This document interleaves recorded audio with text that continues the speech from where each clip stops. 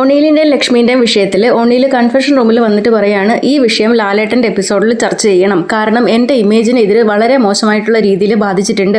എന്നെ ഒരു ഇമ്മോറൽ ആയിട്ടുള്ള പേഴ്സൺ ആയിട്ട് ചിത്രീകരിക്കാനായിട്ട് ലക്ഷ്മി ശ്രമിച്ചു. ഇന്നലെ ടാസ്കിനിടയ്ക്ക് സംഭവിച്ചു പോയിട്ടുള്ളൊരു കാര്യമാണ്. അപ്പം തന്നെ മസ്താനീൻ്റെ അടുത്ത് സോറിയും പറഞ്ഞതാണ്. മസ്താനിക്ക് ഇതിൽ എനിക്കെതിരെ കംപ്ലൈൻറ്റ് ഇല്ല. പക്ഷേ ലക്ഷ്മി ഇതറിഞ്ഞിട്ടുള്ള ലക്ഷ്മി എനിക്കെതിരെ വളരെ ചീപ്പായിട്ടുള്ളൊരു ഗെയിം കളിച്ചു. വളരെ മോശം രീതിയിലാണ് സംസാരിച്ചിട്ടുള്ളത്. കുടുംബത്തിൽ പറഞ്ഞിട്ടില്ല എന്നൊക്കെയുള്ള രീതിയിൽ വ്യക്തിഹത്യ നടത്തുന്ന രീതിയിൽ സംസാരിച്ചു. ഇത് പുറത്തേക്ക് പോകുന്ന സമയത്ത് എൻ്റെ കുടുംബത്തിനെ അത് നെഗറ്റീവായിട്ട് ബാധിക്കും, എൻ്റെ മെൻ്റൽ ഹെൽത്തിനെ അത് മോശമായിട്ട് ബാധിക്കും. അതേ സമയത്ത് ഇത് പുറത്ത് പോകുമ്പോൾ സോഷ്യൽ മീഡിയയിൽ എനിക്കെതിരെ മോശം കമൻറ്റുകൾ വരും, ലക്ഷ്മീൻ്റെ PR എനിക്കെതിരെ ഇത് പ്രചരിപ്പിക്കും എന്നൊക്കെ പറഞ്ഞിട്ട് ഒണീൽ അവിടെ ഇരുന്നിട്ട് ലക്ഷ്മിക്കെതിരെ കംപ്ലൈൻറ്റ് പറയുന്നുണ്ട്.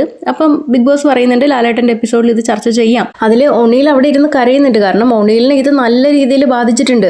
ഇത് പുറത്തേക്ക് പോകുന്ന സമയത്ത് എന്തൊക്കെയായിരിക്കും ഡിസ്കഷൻസ് വരിക എന്നുള്ള കാര്യത്തിൽ ഒണീലിന് നല്ല പേടിയുണ്ട്. ഫാമിലിനെ എങ്ങനെ ബാധിക്കും എന്നുള്ള കാര്യത്തിലൊക്കെ. ഞാൻ പറയുന്നത് ഈ കാര്യത്തിൽ ലക്ഷ്മീനെ പുറത്താക്കണം എന്നുള്ളതാണ്. കാരണം എന്താണെന്ന് വെച്ചാൽ ഇത് ആദ്യത്തെ തവണയല്ല ലക്ഷ്മീൻ്റെ ഭാഗത്തു നിന്ന് ഇത്തരത്തിലുള്ള ചീപ്പ് ഗെയിം വരുന്നത്.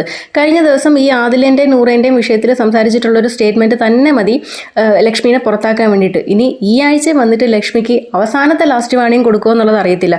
കാരണം ഇത് 7ൻ്റെ പണീൻ്റെ സീസണല്ല, ഈ ലാസ്റ്റ് വാണിംഗ് കൊടുക്കുന്നതിലുള്ള സീസണാണ്. എല്ലാ ആഴ്ചയിലും വന്നിട്ട് എല്ലാവർക്കും ലാസ്റ്റ് വാണിംഗ് കൊടുത്തിട്ട് പോകും.